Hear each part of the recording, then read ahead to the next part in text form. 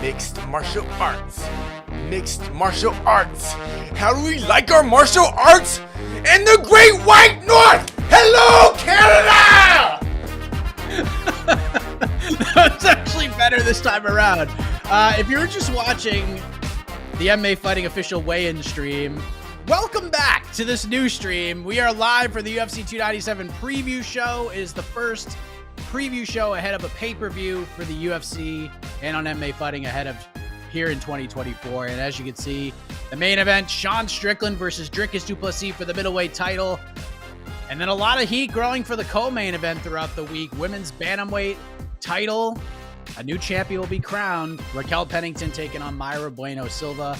Welcome, everybody. The UFC is back on pay-per-view. They are back in Canada, and we are back here with you. I am Mike Heck. We got a whole crew here, including the wise wordsmith, my bald brethren, Mr. Shaun Al-Shatti, deputy editor at MMAfighting.com. Shaun, how are we doing, my friend? I'm doing wonderful. I'm so glad to be here. It's been a really weird week, but I was so concerned for Casey's vocal cords there. Are you doing okay, Casey? You had to do that twice. That was tough. I'm doing fine. I'm doing great. Thank you. Good. The Kathleen Turner voice now. Nicely done, Casey. Nicely done. And it's always a special occasion when this man joins us for reactions and preview shows. You may know him from the MMA Hour, but he is here on this preview show, Mr. New York Rick, Eric Jackman. New York Rick, how are we doing on this Friday afternoon, buddy? It's a beautiful day. Happy to be here with you guys. Let's talk some UFC 297. Okay. Well, Sean Strickland versus Dricus Du Plessis. And look, there's a million things that happened this week, but we're here to talk about the fights. This is what you guys want. Stick to MMA and stick to the fights. And that's what we're here to do. Shaun, this has been a very strange week. Very strange week. But the press conference yesterday, and I don't know how much you caught of it. It's not that I despise press conferences anymore. I just don't look forward to them at all. I feel like it doesn't do anything for me. I don't know why this one did. This one fired me up. I don't know if it's the gentleman's agreement between Sean Strickland and DDP to go to war, which I think the psychological games being played by both guys is absolutely hilarious. Sean Strickland like, let's go to war and fight to the death. And DDP is like, okay, buddy, let's do it. All of this is just so fascinating to me, but I ended that press conference like a little fired up and kind of jacked up for tomorrow, and especially with this fight in particular. Did you feel the same way? Did you leave the press conference being like, you know what? I'm a little more excited than I thought I was going to be for this card. No, I don't know that was my takeaway from it. I would say just the dynamic between Sean and Dricus is extraordinarily different than what we came into the year expecting, right? Because you imagine just where we were a couple weeks ago. We come off of December, the press conference gets crazy ugly, really just, reaches kind of levels that only Colby Covington had reached in recent times. And then they brawl in the crowd, and it just feels like, okay, like we're going to start 2024 off with this really crazy heat, really crazy grudge match. And then it just kind of like, I don't know, they made friends. They kind of like went to a gentleman's agreement of like, hey, maybe let's not make this as messy as it seemed like it was going to be. And now, I don't know. There just seems like they're both up for a war. I didn't come away from that press conference any more excited or less excited. I was already excited. Like, I know that there's been a lot of talk this week about how bad this card is, and I think that's fair to a certain degree. But the fight at the top has been always one of my most anticipated of the year, at least for, the slate that looks like we're going to get, just because of what these two men represent inside the cage, right? Like outside of the cage, both can have their hits and misses, but inside of the cage, you know what you're going to get from Sean Strickland and Dricus Du Plessis. You're going to get someone who is a pressure fighter, but yet the way that they approach things, they are diametric opposites, right? I've heard Jed say this a couple different times throughout this week, and he's spot on with it, where both pressure fighters, but they both approach that pressure in a very different way. And it does feel like it's one of those fights of the Rock meeting, like an unstoppable object meeting an immovable force. And in that respect, I'm really excited for this fight. That press conference didn't do anything more or less for me, because I'm still excited for just what these two and their skill sets will bring when they collide in there. Because I think it's tailor-made to be fireworks. The first 10 seconds of the fight, I just want to see if Dricus Du Plessis will shoot a takedown, because I will laugh hysterically if that happens after this whole gentleman's agreement. DDP tried to win a world title and just immediately take Sean Strickland down. I don't think that's going to happen, but New York Rick, in terms of like the actual card itself, because there was a lot of other things that happened at the press conference. We saw Sean and DDP. We saw Raquel Pennington and Mayra Bueno Silva get into it. It almost feels like things got more personal between them than anybody else. Mike Malott looks like a freaking superstar in Toronto. He was over like Rover, giving himself standing ovations, and the crowd just ate it all up. Did you come away from that press conference being a little bit more excited, at least a little more intrigued when it comes to UFC 297 than you were heading into it? Yeah, I definitely think it brought the energy up a little bit, especially when they started chanting for Mike Malott. I could tell now that like the crowd is going to be electric as we assumed. It has a bit of those vibes of the Vancouver card that we just saw, where like the Canadian crowd is going to carry us through, and if the Canadian fighters are able to deliver early, we're probably in for an exciting and fun evening. So this was my first glimpse of it for this week. So yeah, I definitely got a little more energy going into it. Now, don't get me wrong, it doesn't change the kind of comparison of this card to some of the cards we're getting later in the year. It's certainly lacking when you compare it to some of those. But the top two fights I'm quite interested in, and feel like they have a lot of stakes. So energy was what it needed, and I felt like that press conference got a little bit of that out, and I think the fans are going to carry the night on Saturday. We've been talking about the stakes of this fight pretty much since its inception, Shaheen, especially with all the UFC 300 chatter going around. We're thinking maybe one of these guys will turn around and headline this event. Do you feel like that's still the case here? Like both guys are asked about it. Even Dana was asked about it, and he did the whole, I'm not even thinking about UFC 300 right now. I kind of feel like, especially with the reaction Sean Strickland's been getting, if he somehow goes out and beats Dricus Du Plessis, you have to think the UFC is going to throw a big bag at him to turn around and fight at 300, will they not? Oh, absolutely. I think whoever's winning this fight is getting that bag thrown at him. And it really only kind of makes sense, right? Like you process of elimination, just the divisions and the champions right now, who's available, who's not, who would kind of fit that UFC 300 setting. Like middleweight is the one that's sort of standing out there, right? Especially if Alex Pereira in light heavyweight is just not an option and they're determined to sit in there and wait for Jamal Hill. Like middleweight's kind of the only one left that would fit in that sense. And you have a tailor-made fight. We've talked about it all week. We talked about it on the reaction shows on BTL. I heard you guys talk about it. Israel Adesanya is sitting out there, and this is a type of event that it feels like would bring him back. He has a ready-made story with both of these guys. Dricus Du Plessis said at Media Day that it was his ideal world to be able to turn around and fight at UFC 300, whether that's Izzy, whether that's Khamzat Chimaev. Both of those are really, really, really big fights that are worthy of that 300 mantle. Sean Strickland, same thing, right? Like he right now, like I said it last year when he won this title. He kind of is like sneaky one of the top stars in MMA right now. Like all everything that happened to him last year in Australia, what he did with Israel Adesanya, how seismic that was, one of the greatest upsets of all time, fighter of the year, which none of us had that coming into the year in 2023. The way Sean Strickland has been able to promote himself throughout this stretch, take advantage of the opportunities that have come to him. Like the dude is objectively a terrible person, but that doesn't really matter in MMA, right? Like in the fight game in general, like a lot of terrible people have been big superstars. Sean Strickland's like a top 5 superstar in MMA, if not top 3 right now, just in terms of the way that he gathers people's attention, the way that people rally behind him. That would absolutely be a UFC 300 level fight if it's him versus Israel Adesanya twice, even though that first fight wasn't competitive. And also, he's the type of guy that's just down for a fight regardless. So he even said it, like, you throw him enough money, he's there. He's on board. I think that's what this is going to end up being. If this fight is not just a knockdown, drag out, Robbie Lawler type of, these dudes are just going to be on the shelf for 8 months type of war, I have a very sneaking suspicion that the winner of this will turn around and end up headlining what is going to be the biggest show of the year, if not, second biggest, depending on how big the Conor show is. What do you think about that, New York Rick? And then to Shaheen's point about Sean's star power, because someone asked me on Heck of Morning, because I guess they were talking about on the UFC weigh-in show about Sean Strickland being a top 10 draw right now. And I think there's a little bit of a difference between, at least in today's UFC, of like star and draw, because we don't know what pay-per-view numbers are. We never get that, but we could just tell by crowds, the live crowds that witness Sean Strickland, the way Sean converses with them at press conference. He doesn't even answer questions. They ask him questions and he's like, look, guys. And then he just talks to the people and they freaking love it. So do you agree with Shaheen that Izzy is likely waiting for the winner of this fight? And then on the other end, is Sean Strickland like a top 5 star right now? Like, especially with this reaction you saw at the press conference yesterday? Yeah, I think first of all, kudos to you because the distinction between star and draw, I think, is extremely, extremely important. It's something I try to touch on every time I talk about this conversation. Sean Strickland is built for sound bites on social media, right? There's lots of attraction and coverage of his press conferences, but are those people actually buying UFC pay-per-views to watch him fight? There's potentially a disconnect between what those two things are, right? A pay-per-view draw and star.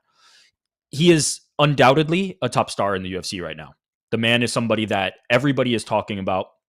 And when he gets this attention, it is UFC fighter, MMA fighter Sean Strickland, and that inevitably brings people into the tent and does create awareness and buzz around the UFC, around MMA, around fighters in general. So, yes, he's doing his job in that regard, and I do think the UFC likes this and can benefit from this potentially from a business perspective.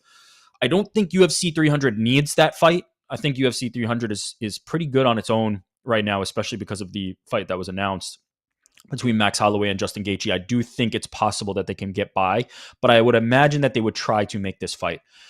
I will say Israel Adesanya has been conspicuously quiet, right? If he was angling for a fight at UFC 300, you would hope that we would have heard him kind of allude to that or mention that, right? We contrast it with Alex Pereira and Tom Aspinall, who are probably not fighting at UFC 300, but continue to kind of try to push for a spot on UFC 300, whereas Israel Adesanya has not mentioned UFC 300 and is not talking about UFC 300. So that to me says something. Maybe Israel Adesanya is not the potential opponent, or maybe he's waiting to see how this plays out and then he can kind of pick his shot. But I don't think it's a foregone conclusion. I think UFC will try to make a fight at UFC 300 that includes Sean Strickland or Dricus Du Plessis, and they'd be smart to. But I don't think it's one of these things where they're putting all their eggs in that basket and kind of need to take that one into the end zone. I think they'll be fine with the card as constructed, or look for other means if they can't get it done. And then one of the names that Shaheen mentioned, Hamzat Chimaev, is out there. Maybe he slides in and it's not Israel Adesanya. So I think the UFC and Sean Strickland and Dricus Du Plessis are all in a really good spot right now. Let's see how the fight shakes out on Saturday, and then they could kind of move the chess pieces. But I don't think it's one of the, now that the excitement around Holloway and Gaethje has come out and people seem to be much more satisfied with this card, I don't think they're in as much dire straits as they were even a week ago. The more I think about this fight, Shaheen, and try to break it down, the more I'm just kind of flummoxed by it all, because I truly don't know what's going to happen here. And when you think about how people view Sean Strickland as a fighter now compared to where we were literally a year ago, Shaheen, do you remember when Nasruddin Imavov needed an opponent and Sean Strickland stepped in on like a week's notice? Do you remember the reaction from the MMA community? Do you remember the reaction on the preview show heading into that card? Another Sean Strickland fight. Then he goes and finishes Abu Magomedov, and then he wins the title. And now the man is must-see TV. And Dricus Du Plessis is a freaking chaos merchant. And when you put these two styles together, they complement each other well, but their strengths also are effective against the weaknesses of each fighter. So like the more I watch tape and the more I watch old fights and the more I think about it, the more questions I have here. So I ask you, Shaheen, you're great at putting this stuff into words. What's the biggest question you have about this fight when it comes to the styles? What could happen? Like, what's the biggest question you have? That's tough because the way you laid it out is perfect, Mike. But also, I guess my biggest question is, which version of these guys is for real? Because you just laid out the Sean Strickland case, right? Like, he was who he was for a long time. This is not someone who is new to the UFC. He's been in the UFC a very, very long time. And for the most part, he was just another name in the face. He was a woodwork figure who we would see every now and then forget about once he fought. And then he kind of got that reputation of Mr. Apex. Up until his very last fight, the Israel Adesanya fight, we had a different version of Sean Strickland in our head than we do now. But yet the exact same can be said about Dricus Du Plessis, right? Like, he is a completely different fighter because of his last fight than he was before that. Because if you think about who Dricus was prior to the Robert Whittaker fight, kind of like a meme fighter, right? Like, very much like a meme, sort of just being thrown around in the MMA space of like, oh, this is the guy that's going to beat Izzy, but we're doing it for laughs. Like, it was a bit. Like, Jed was over there doing it as a bit for a long time just because he felt it was funny. Because of the way Dricus was fighting before the Robert Whittaker fight, he would go in there, stuff would get really sloppy, stuff would get really weird, and then he would somehow emerge with these stoppage finishes, but like never quite looked good at any point in the fight. Then he goes and gets his nose fixed and just runs over Robert Whitaker in a way that we have never seen anybody run over Rob in that specific way, right? Like Izzy knocked Rob out, but Izzy didn't just completely dominate Rob in the way that DDP did. And now it's like, who's real? It's the same thing that we're facing with Jamal Hill right now. Of like, is this Jamal Hill that we saw against Glover Teixeira? Is that the real version of Jamal Hill? Is that a new version? Or is that just a blip? Is that just a Cody Garbrandt against Dominic Cruz? And then we're never going to see something like that again. I'm in that spot completely with both these guys right now. Like, is the version of Dricus that we saw against Rob, is he here? Is that guy arrived? Is is nose breathing Dricus really that much of a dominant force? If so, like, I think we're prepared to have a year of extreme volatility and erraticism in the middleweight division. I think this title is going to change hands a couple times this year with how weird this division is right now. But if this is who Dricus is, maybe not. Maybe he's just that guy and we've been waiting for him. Same thing with Shaun, right? Like, he goes out there and puts on an absolute masterclass against Izzy, one of the greatest changing of the guards that we've ever seen.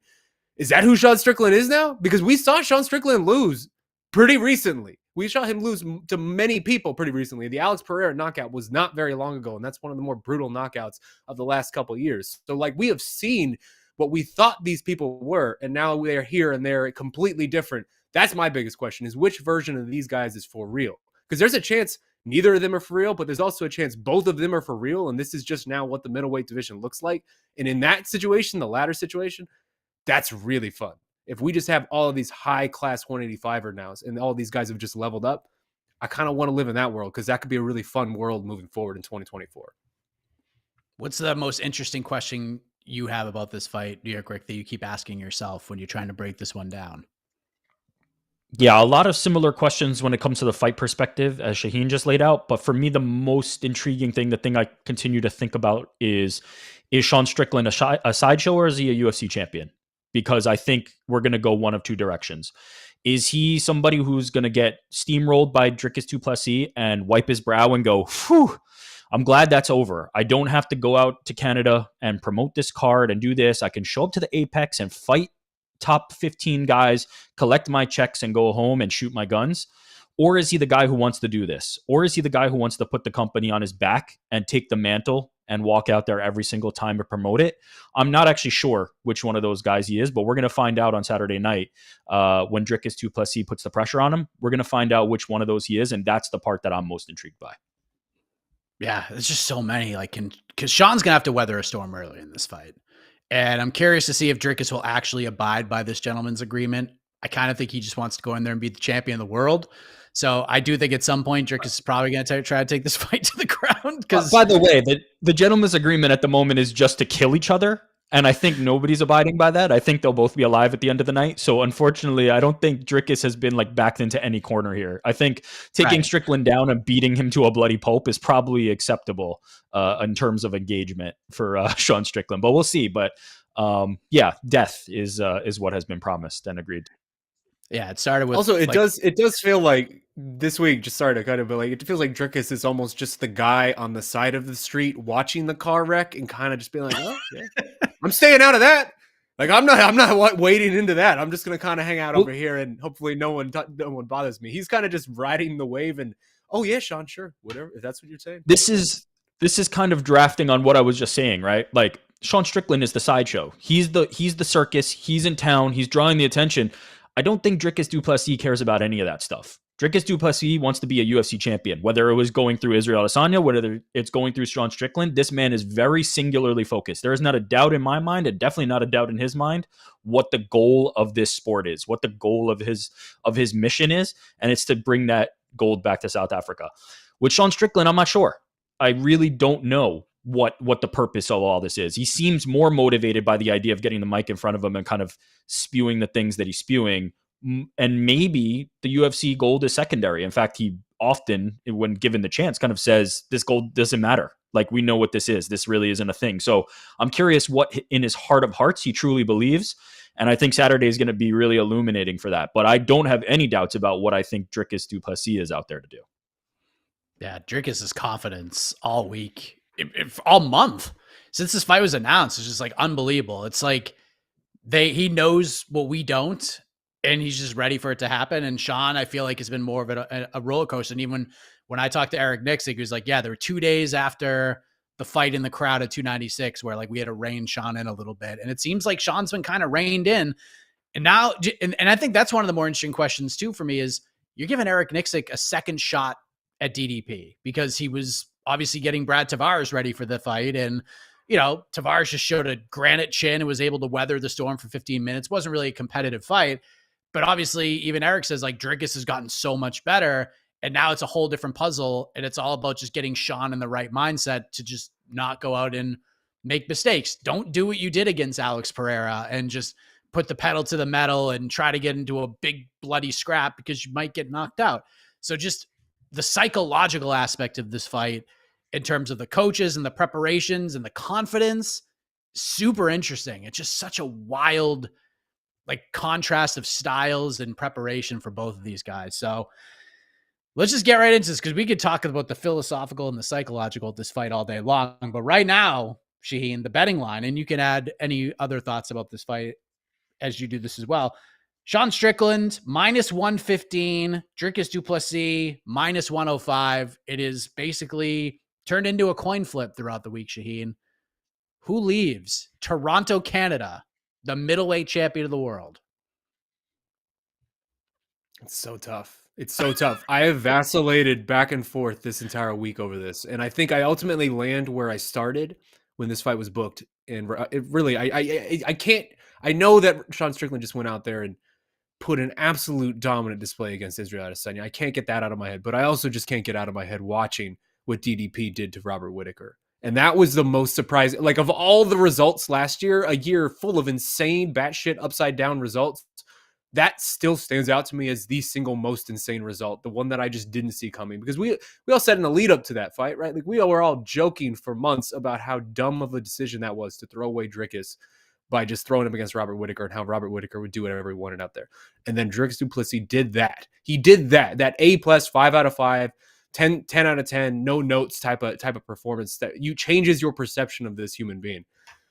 I really do. I need to see one more fight from Dricus with this fixed nose thing. I think this might be a real thing. And I think this guy is just the physicality that he brings into that cage at 185 is so overwhelming. It feels like against these other guys, he brings like a Yoel Romero level of physicality to it, but with way more activity than Yoel ever brought. And so I don't know. I lean Dricus just because, again, the Robert Whittaker showcase is so strong in my mind. But I'm so fascinated to see what happens when these two objects collide in the cage. Because as I said at the top, they are so diametrically opposed, yet similar, yet built for each other. Like this is a fight of the year type of fight in the making. And I just am so intrigued in how it actually plays out. I say Dricus, but I don't say with any level of confidence. It's like a 55-45 type of like split. If you give me 100 points to throw in it. But I lean Dricus, and I think it's going to be maybe like a third, fourth round finish where he just continues coming on strong, and eventually the ground pressure, the wrestling, all of it is just too much. New York Rick, what do you think? And still and new, what happens here?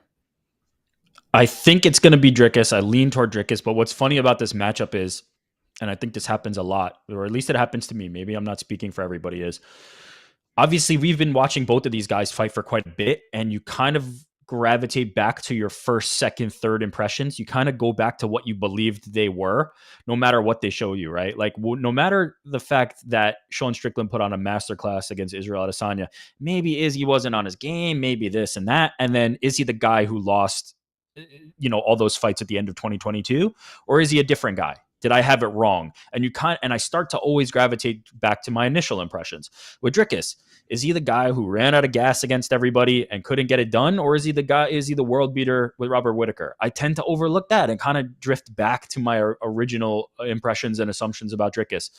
Ultimately, like it's true for both these guys. I don't think either is as good as their last performance, but I do lean toward Dricus. I do think that ultimately his pressure, his physicality is a perfect word, as Shaheen used, is going to be the difference here. And I don't think he's just going to be there for the taking against Sean Strickland. Now, if it hits round 3, if it hits the middle of round 4 and Sean Strickland's still there, that's going to change real quick, because Sean Strickland's going to be the one who's standing tall at the end of 5. That's pretty much guaranteed. So we'll see. The longer, the deeper this fight goes into the championship rounds, the more I think that the tide turns for Sean Strickland. But I don't know if he'll be able to weather the early storm. I think Dricus is going to be too strong early on.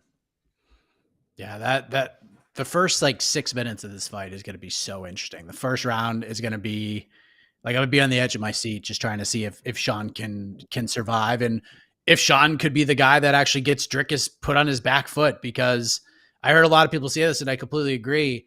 It's going to be two choo-choo trains colliding, and eventually one of those trains is going to start going backwards, and that guy's probably going to lose the fight.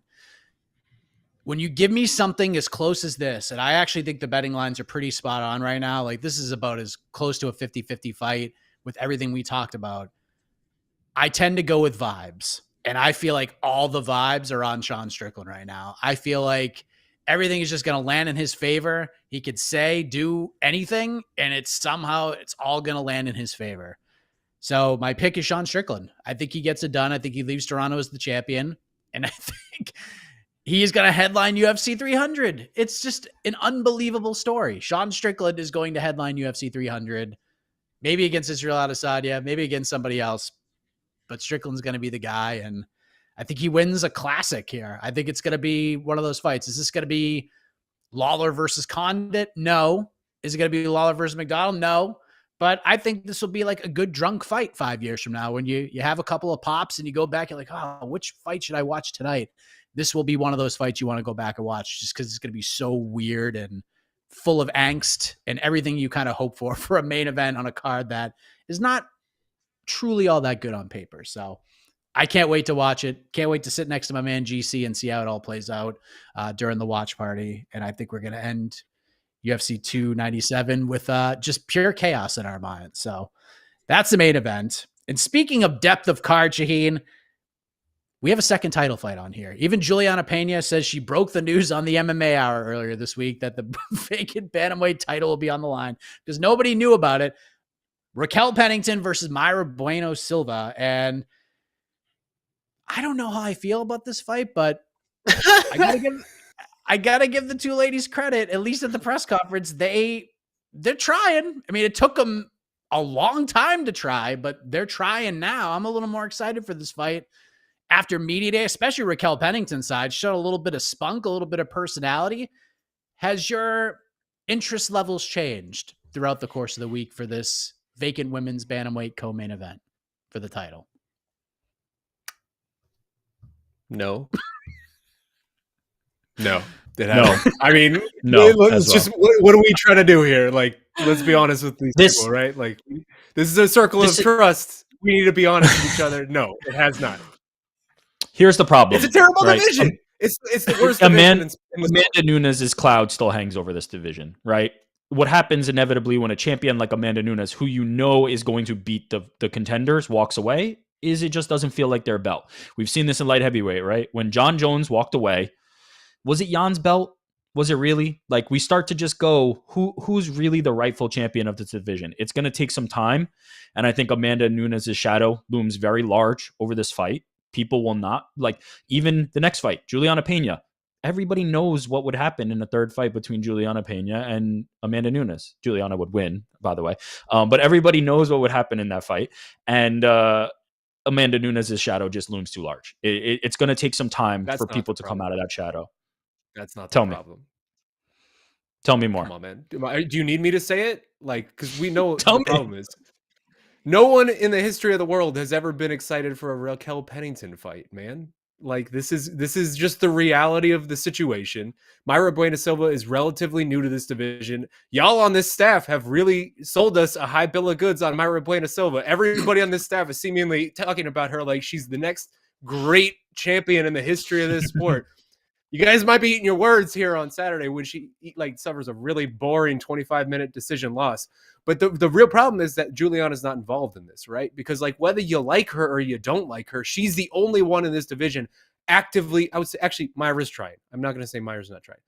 But Juliana's the only one in this division actively trying to make this division be a thing, to connect with people, to talk, to build excitement around these fights. Even around this fight, she's out here like kind of trying to hype up this fight because she knows she's next. She was the natural successor to Amanda Nunes. She was the only one to beat Amanda. It feels weird to be doing this without her. I understand timing. You just couldn't get her. Like, you just got to move on with the division if you can't get her at a certain point, because we've been without a champion for a very long time with this division. But it's the worst division in the sport, and there's no real sugarcoating that. And there's not a lot of excitement around this. Maybe MBS is that person. Maybe MBS is for who you guys keep saying she is, and that would be awesome. That would be great. I'd really enjoy that, because that would bring some fun to this division that is very much not fun right now. I just don't have any faith in that. I mean, we've seen Mayra Bueno Silva be in this division for essentially 3 fights. They've been pretty decent. Like, the Holly Holm one in particular was very good, but Holly Holm's also like in her 40s. Like, this division is in a weird place. If Juliana Pena comes in and is champion by the end of the year, like, no one would really be that surprised. So it just feels like this is a placeholder for the one that really should be happening later in the year, but also that the placeholder and the one that should be happening still isn't that entertaining or good. So it's just in a weird place, man. We're in a really weird transition phase with 135. I don't know how long that transition phase is going to last. I don't know if this just becomes essentially heavyweight for women, where like what featherweight has been for a long time, where it's just hard to get women to this talent level to this division, like talented women to this division. They end up just at 125, but like, that's the reality, right? Like, this is not great. And if Raquel Pennington wins, like, that's going to be a really uninteresting title reign. I'm just being honest. Yeah. No, you're 100% spot on. I don't disagree with any of that, but I do think some of that is a product of Amanda Nunes, right? Like, Amanda Nunes reigning on top prevented this division from really developing. Yeah, 100%. I think. Is it a product of Amanda Nunes, or is it a product of watching Pennington's fights for 10 years and not remembering any of them? Yeah, the beef with Pennington. I'm just being honest. Like, no, we're not being honest here. I agree with everything you're saying, but I think in the light of day, these things look different when it's not the Amanda Nunes show at 135, when there's more competition amongst the different contenders, and they're not just being dispatched as quickly, and we get the fresh blood. And I think that's what Mayra Bueno Silva represents, right? She represents somebody who wasn't in this crop of fought Ronda Rousey, fought Holly Holm, fought Amanda Nunes. She's coming from a different angle, right? Holly Holm is the name, and now she's moved on to get her title shot. So it just needs new blood, to your point. Like, it absolutely needs an injection of new blood. But I also do think with Amanda Nunes out of the picture, 3, 4, 5 fights from now, maybe something can happen. Maybe there will be some new life in this division, and something will kind of develop from here. But don't get me wrong. This is not the one on the card that I'm going, I have to plop down my money to see it. But I do think as this division moves on and as it clears out, we might start to see some things develop here. And this could be the beginning of that. But don't get me wrong. Also, Juliana Pena is the one who needs to be pushing this division forward. She's the one who's making the noise and trying 100%. To sell this fight. But as you mentioned, she's consolation. She's second place because Amanda Nunes is really the first place. Like, there really is, it is in everything here is intrinsically linked to Amanda Nunes, and eventually that shadow will kind of fade. And I think the division will have some new life, and maybe Mayra Bueno Silva can be kind of that face for it when it does. But it'll be interesting. Look, I'm interested in the idea of Raquel Pennington winning and facing Juliana Pena, because then what? Like, what's after that? Like, there's some tough choices to be made in this 135-pound division for the UFC and for the fighters themselves. So I'm kind of interested in that like struggle for this division to develop, more so than the idea of like, yeah, we've got all these crazy killer contenders. I'm kind of curious about like what happens here. Does it go the way of 45, where it just becomes a complete wasteland and we can't even have a champion? Or does it refresh itself like flyweight did many moons ago? So I'm kind of intrigued about the division as a whole, even if this fight isn't particularly compelling to me. Juliana Pena versus Ketlin Vieira for the title in like 9 months is going to be tremendous. I can't wait for that. Hey, listen, this is going to be, it's going to be an interesting division. Miesha Tate could find herself in a title fight this year after that performance against Julia Avila. As long as Juliana's not the champion, they're going to need somebody like with a little bit of name power, name recognition to be a part of a co-main event or a title fight that headlines like an on the road fight night or something like that. So I'm actually like, I wish I could go back and do my champs prediction for this division all over again, because the more I look at it, the more I literally have no freaking clue what I'm talking about. And speaking of that, and then I'll turn it over to whatever you guys want to say in regards to this fight. I think this fight's going to be better than everybody thinks it's going to be. Like, could we be slogging around against the cage for 23 of 25 minutes? It could happen. But I feel like this one's going to be a little bit more exciting. I think Mayra's going to bring some dog out of Raquel. I think Raquel has she's got a little bit of spunk to her, like I said. I think she's going to fight. I think she's going to get after it a little bit more. I do think this fight's going to be more entertaining than we think it's going to be. I know on paper it doesn't look good, but as a guy who's wrong a lot when it comes to these types of takes, I'm happy to be wrong again. I'm trying to put the juju out into the universe. Look, Year of optimism, baby. Year of optimism. Put it in the air. That's very possible, but it doesn't take, like, I think that's possible, and I think that very well could happen, but that doesn't take away the idea that Shaheen has laid out of, like, what does it really mean, right? Like, what does that matter? Even if ultimately, like, this is a relatively decent or exciting fight, like, what happens from here? And is this the best we can do at 135? I think there's some real interesting things ahead. Look, I mean, we had Don Davis on the MMA Hour, and he said that Kayla Harrison apparently has one more fight, right? Maybe Kayla Harrison is UFC bound, and all of a sudden there's some additional new life. Cyborg's got a deal with Bellator, but she's kind of conflicting with what Don Davis is saying. There's names floating out there. Like, there's just opportunities that I feel like maybe a change could be in order. Although Cyborg would be a little bit of an old guard, and there's some look.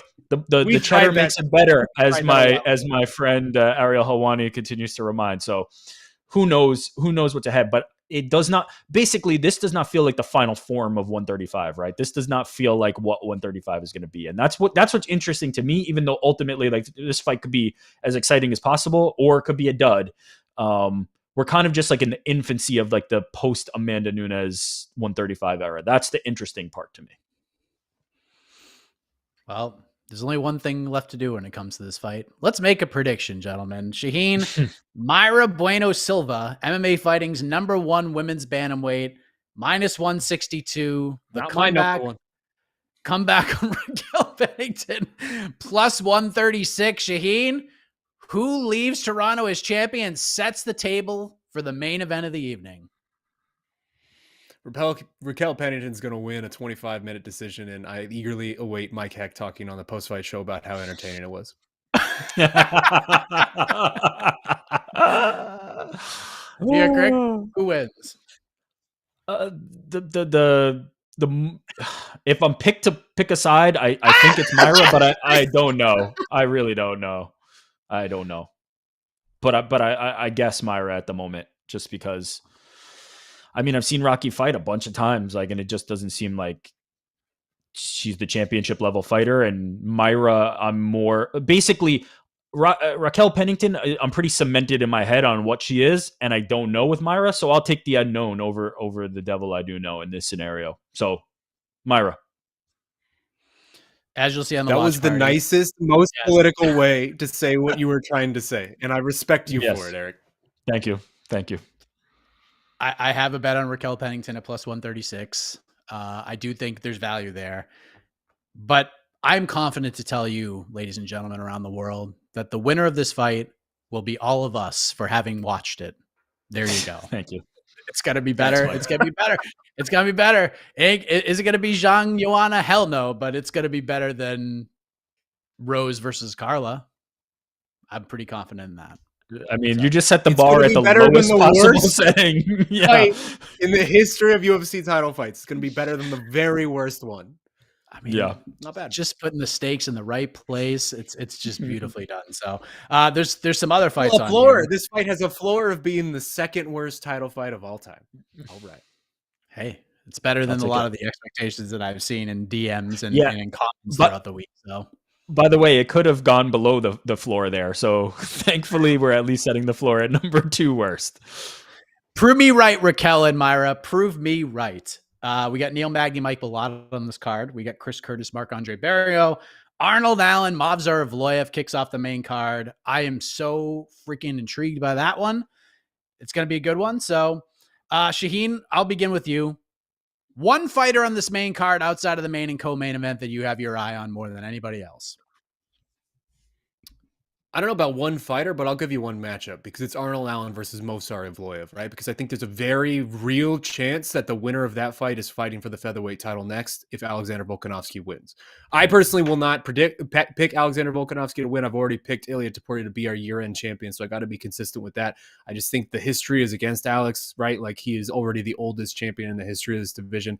You can only defy Father Time for so long. You're coming in 4 months after getting knocked out by getting kicked in the head. Like, if there was ever a time for the fadeness to start the greatness to start to fade, it would be now.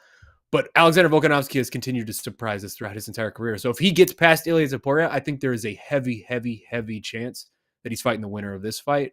It would be a big, giant leap up the rankings for Movsar Evloev, but we've all known that he deserves that opportunity, and he kind of belongs among those guys for a while. And Arnold Allen, like, sure, you stumbled against Max, but everybody stumbles against Max. That's why it's dumb to throw people who could fight for the title against Max, because this consistently happens. Even though I know Eric is stewing over there, I had to bait you. I had to just bait you out there. But to me, that's the one, right? Like, that fight may not look great once we're watching it play out. Like, there's a chance that fight is maybe a bit of a slow slog, but it is probably the most high-level fight of the rest of this card, and I just am really interested and excited for it because I've been sort of riding the trains of both these guys. Like, I've been on the Evloev bandwagon, and I've been a longtime supporter of Arnold Allen and thinking he was deserving of these big opportunities. I'm curious to see how he rebounds from losing for the first time in a long, long time against Max. And again, for Evloev, this is just a big, big leap up the rankings, right? Like, he was fighting Diego Lopez, who, sure, he was our rookie of the year last year, but that's when you're going from Diego Lopez to Arnold Allen. That's a big jump. So I'm just curious to see how he handles that. I'm very intrigued. And again, that to me has the highest stakes of anything else that we have to play with here. Like, if this was an Apex card and you just didn't have the top two fights, that would be the headliner, would be the featherweight fight. Oh, for sure. They went back to like Kansas City. This is the main event. No doubt about it. Absolutely. New York, Rick, what about you? Is there a fighter? Is there a fighter that's kind of flying under the radar that you have your eye on? What's the low key fight or fighter? Yeah, for me, it's not super low key, but it's Mike Malott. Like, this feels like the spot, third from the top, the opponent, Neil Magny, and the crowd, for him to have his performance where all of a sudden he goes from like, maybe he's co-main or a headliner on a Canadian fight night, or he's in the third spot on a Canadian pay-per-view, to being like, okay, maybe this guy can be somebody who's in the mix on UFC cards. Maybe he starts to creep into the rankings and become one of the guys that has the look, has the fighting style, has the Canadian fans behind him to really like make an impact. This is that showcase spot where I feel like he can break from just a local attraction to one of the guys. And Neil Magny is the one that does that for a lot of people. So I'm interested to see if Mike Malott is able to take advantage of this opportunity. This feels like the perfect circumstance for if Mike Malott to have an incredible performance, stand in front of that Canadian crowd and declare himself and really break into something bigger for himself. So I think this is his opportunity, and I'm interested to see if he can take advantage of it. Yeah. You want to talk about leap up in competition? Jeez Louise, Mike Malott's certainly getting it. I know Neil Magny is, hasn't looked fantastic as of late. He's coming off a pretty lopsided loss to Ian Machado Gary, but look at Mike Malott's UFC run. Mickey Gall, Johan Lyonese, Adam Fugit, and now Neil Magny. I mean, talk about an experience leap and just a leap up in the rankings altogether. So yeah, Mike's a great choice. It is Movsar Evloev for me. He's the guy I need to watch. Like, I think Arnold Allen's right there. He did get the Max fight. He's kind of worked his way up. He got his opportunity.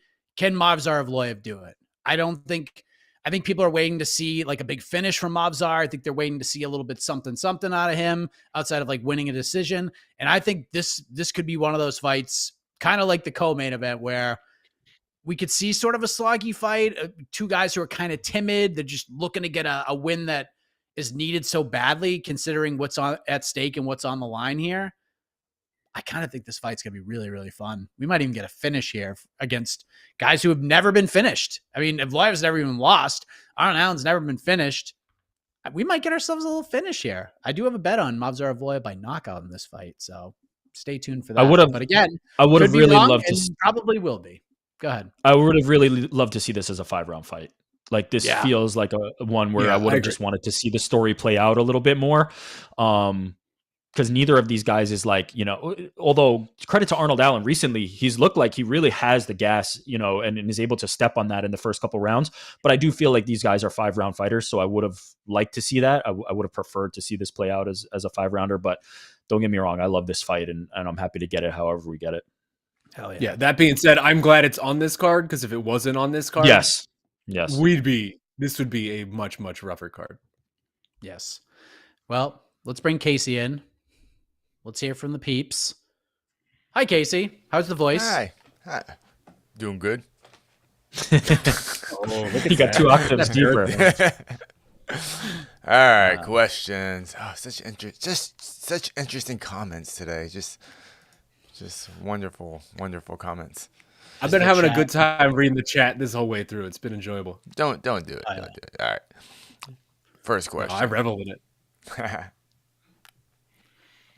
Can we see a submission in Sean Strickland versus DDP? So, Shahid, we can start with that question, but I'll turn it into this. What would be the most surprising result of this fight? What would be the most surprising result? I haven't thought about that. I guess a Sean Strickland one-punch knockout, just because that's not who he is, and he's never sort of been that guy, right? Like, he's more of a Nate Diaz, get you with the volume and overwhelming in that way. So I think that would probably be the most surprising, is a Sean Strickland one-punch knockout. But I think certainly there's a world where, just in regards to this question, like DDP works him on the ground and is really overwhelming him there, and then you get some sort of like turning around rear naked choke type of thing of Sean's just overwhelmed and he's just giving up his back type of sequence. Yeah, Greg, you could see a submission here. Yeah. Yeah, definitely think there's an opportunity. There's a path where Dricus just overwhelms him, and Sean's in a really rough spot and has no options, and Dricus finds a way to submit him. And I would definitely agree that the most unlikely outcome is probably Sean Strickland with a one-hitter quitter in the first round. Although it looked like we were getting it against Izzy, so who knows? Maybe you could summon that back up again. With the right game plan, but submission is definitely live. I think there's a lot of bettors out there who have Dricus by submission. Actually, yeah, I could totally see Dricus with a late arm triangle after overwhelming him with strikes, and yeah. But are you suspicious? I guess I don't know if that's the right word. When fighters are like, let's keep this standing. No, we're not going to the ground. We're going to like whatever. Fight like men thing. Well, yeah. I'm always like, right? It's gamesmanship. Like, Sean Strickland's best way to win this fight is that this fight stays on the feet for 25 minutes. So I get it. I get him throwing that out there. I'll be honest. I don't think it's that calculated. I think he's just a meathead who like is pushing this persona of like I'm all about action and war and blah blah blah. Like, I don't think it's that calculated. I think he would have said the same thing to Damian Maia. Like, I don't think it matters. Yeah. I feel like we're like history's repeating again. The whole like Sean Strickland, we're going to war, and he went that 25-minute jab fest. Which is a great way to win a fight, by the way, because you win.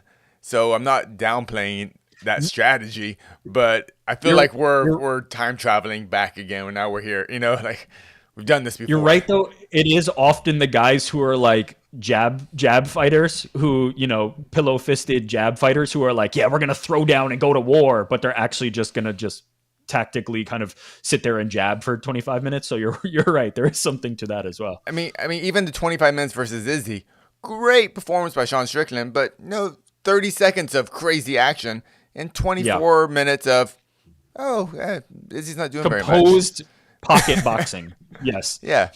And that's actually Sean Strickland, to me, his greatest asset is how composed, and he will stick to a boring ass game plan that works. And that's actually that he knows how to do better than anybody. Yeah. Yes.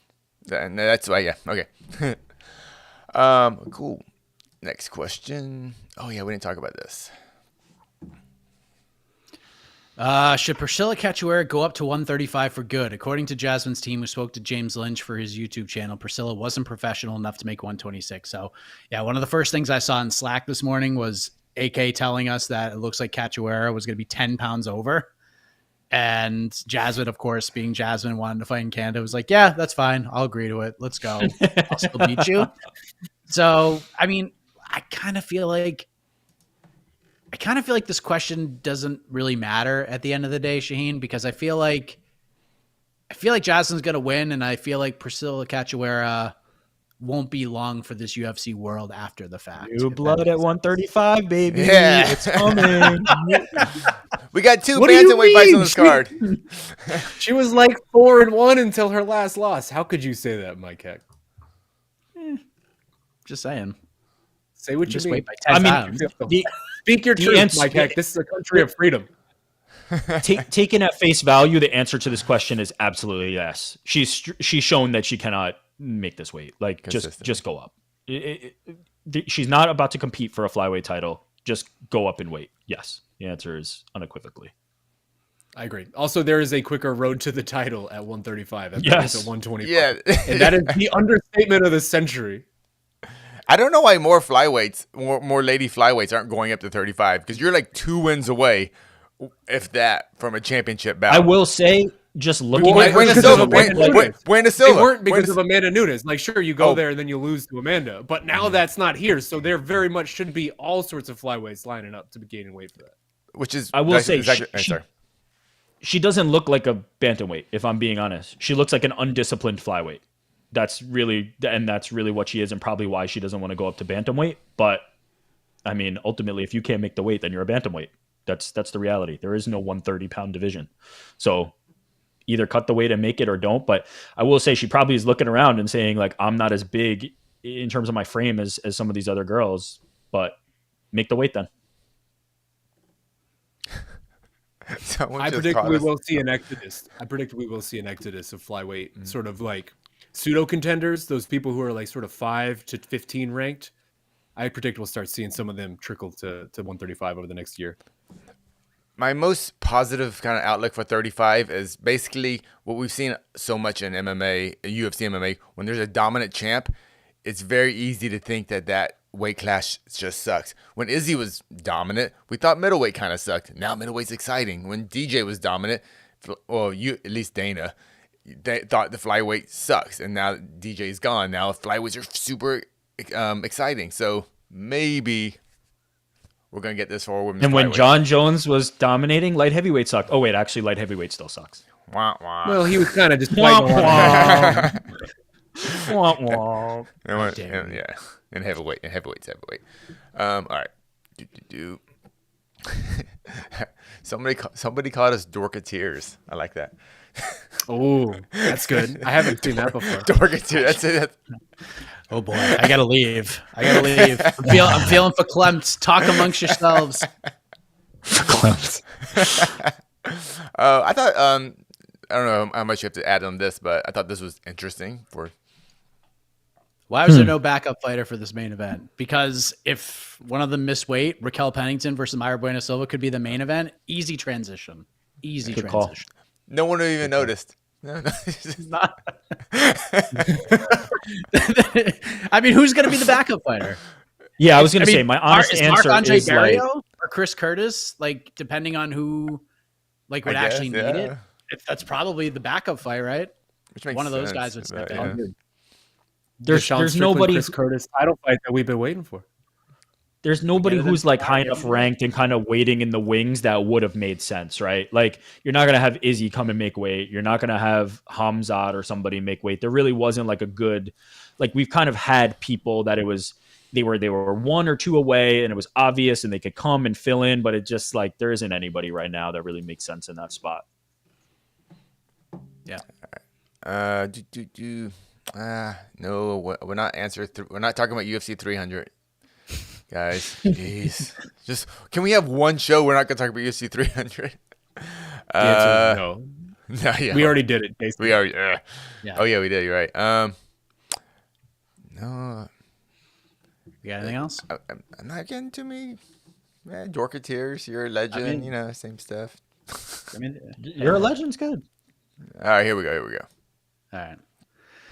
Omar, thoughts on Charles Jourdain? If he wins, that would be 3 in a row. Will he then get a top 15? Would he be a fighter to look out for by the end of 2024? So, and the fighter to watch conversation, Shaheen, heading into UFC 297, where does Charles Jourdain rank?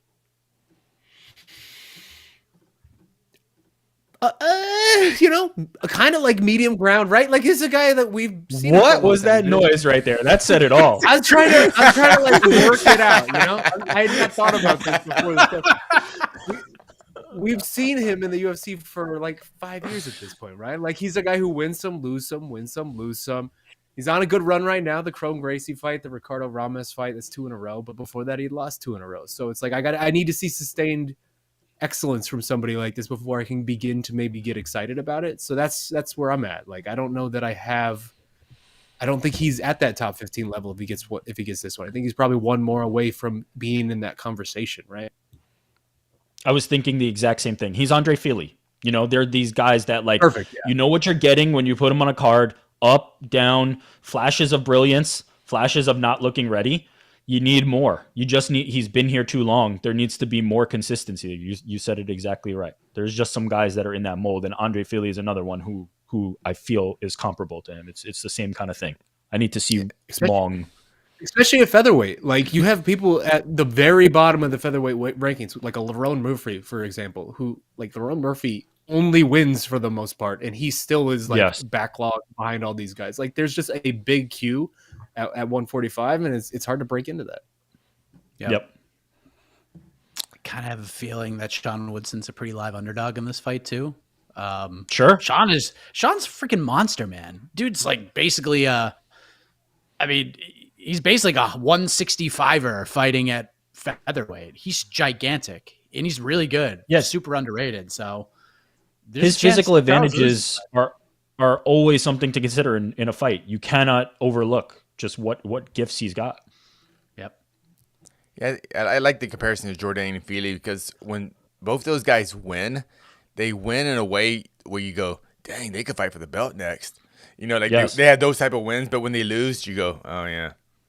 Just reality sets in, and they're both obviously quality UFC caliber fighters, but they just win big, and when they lose, they kind of like I don't know,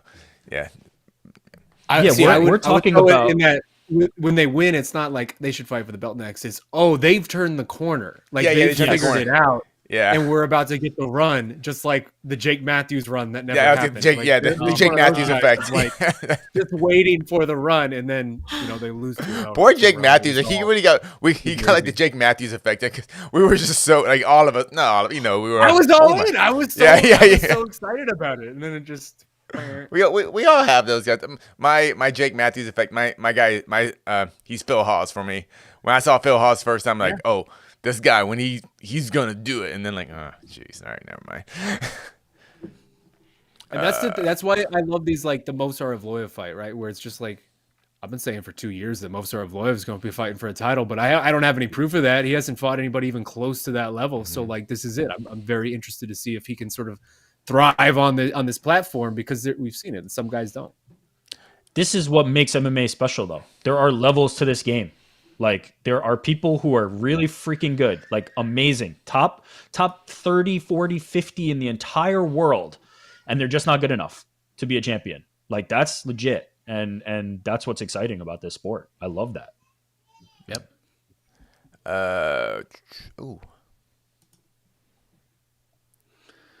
Who loses their win streak on Saturday? Saidi, Katona, Evloev, Malat, or DDP? So I guess you got to pick one. Rick, you go first. Malat. Oh, wow, I love it.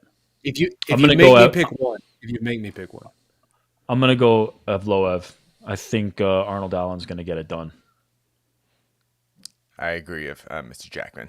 I'm going Evloev. I mean, I am picking Sean Strickland, but it's I can't pick DDP. I'll go Brad Katona. I think Garrett Armfield's really good. I think he's a super good fighter. I've been high on him for a long time since his days in the Missouri regional scene with Shamrock FC. Garrett's good. He is just waiting. He's just one of those guys that was just like kind of waiting for an opportunity. And now he gets it. I think he matches up pretty well with Brad Katona. And if we get another Brad Katona type fight where like we got at 292, where him and Cody Gibson had like a fight of the year contender, I think Garrett Armfield does pretty well in a scrap like that. So we'll see what happens, but I'll go Katona. Katona's a perfect measuring stick. Yeah. Although today is probably like the chalk answer, honestly. Yeah. And one last question. Is there a chance that the main event could be boring or not deliver? It depends on what boring means for you, because there's a world where Sean Strickland overcomes an early storm and kind of like for the last 3 rounds is kind of just jabbing Dricus's face off. I could definitely see that. And if you're not excited about that, that's a possible outcome. I could also see a world where Dricus overwhelms him in round 1 and it's kind of like ho-hum and Strickland doesn't put up a lot of defense for it, just kind of gets run over. I could definitely see that, but that would probably be kind of exciting because the way it would end might be a little bit dominant and you could get excited about that. But if you're looking for, if the only thing that is exciting is a blood and guts, absolute scrap, I think there's a lot of outcomes that are not that. I think there's definitely a possibility for a lot of outcomes that are not just standing in the pocket and trading.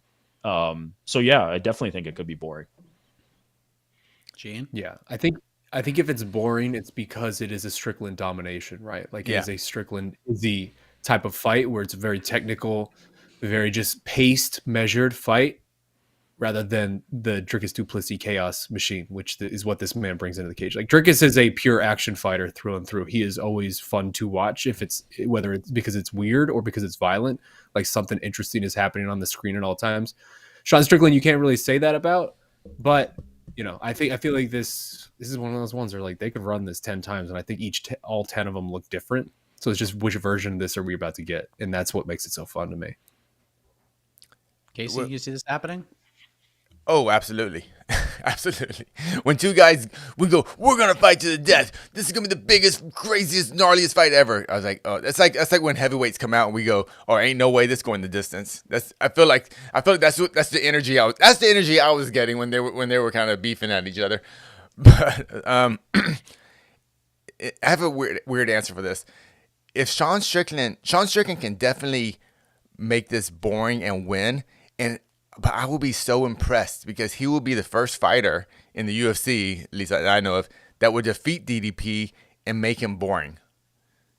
And somehow that's impressive to me. If he can somehow contain the DDP just onslaught of offense, no matter how broken his face is, no matter how messed up his nose or his cardio is, if he can somehow make that boring and still win 5 rounds, I would actually be very impressed how Sean Strickland can control. Like he controlled Izzy for 5 rounds. That means he can control, huh?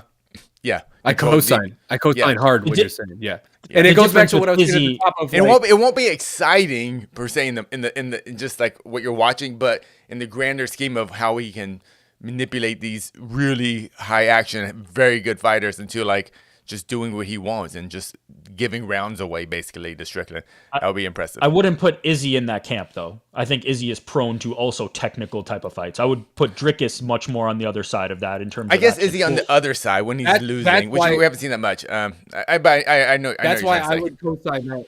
That's why I would co-sign that so hard, because Izzy is not like Izzy's a lot of things, but he's not an inherently entertaining fighter, right? Like he's very much a counter striker. He's taking his time. He's not pushing it to 100 like Dricus Du Plessis does. If Sean Strickland's able to do that to Dricus, to be able to flummox him, to negate him in the way that he did with Izzy, like that is a different level of being able to shut down this type of opponent, right? Because like Dricus is just going to run at him. Like Dricus is just going to run at him and be in his face the entire time. That's why it's so interesting to me. Is like I don't know how this is going to play out in my head. We just saw the great value budget version of this with Abos Magomedov. He is step on the gas. He has 2 gears off and on, and he tried to run Sean Strickland over, and he nearly did it.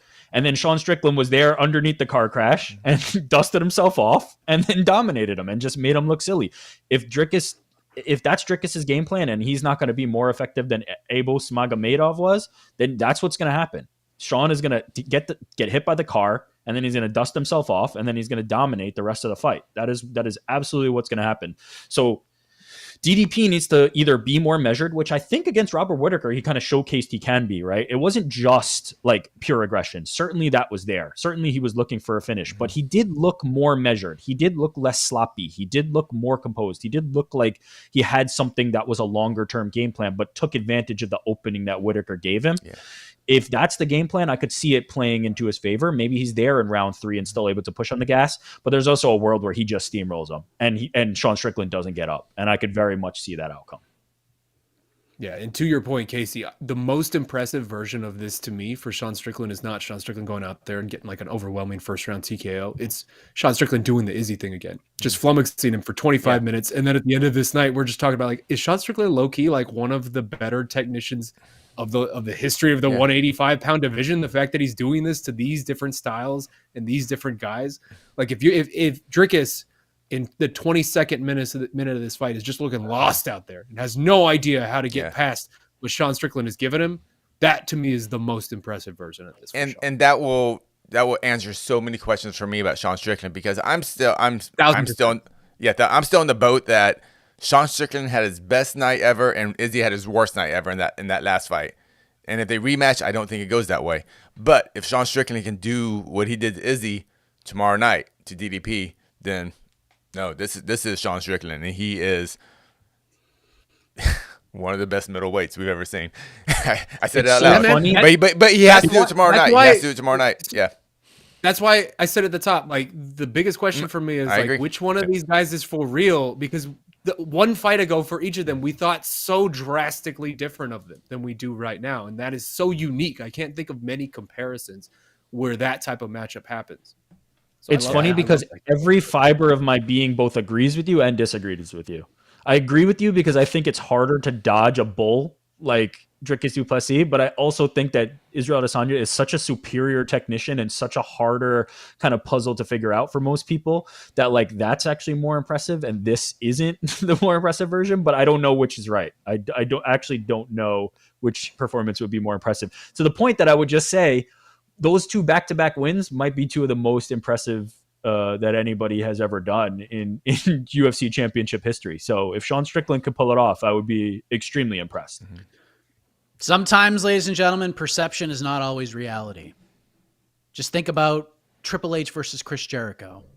Just think about Shane Burgos versus Billy Quarantillo.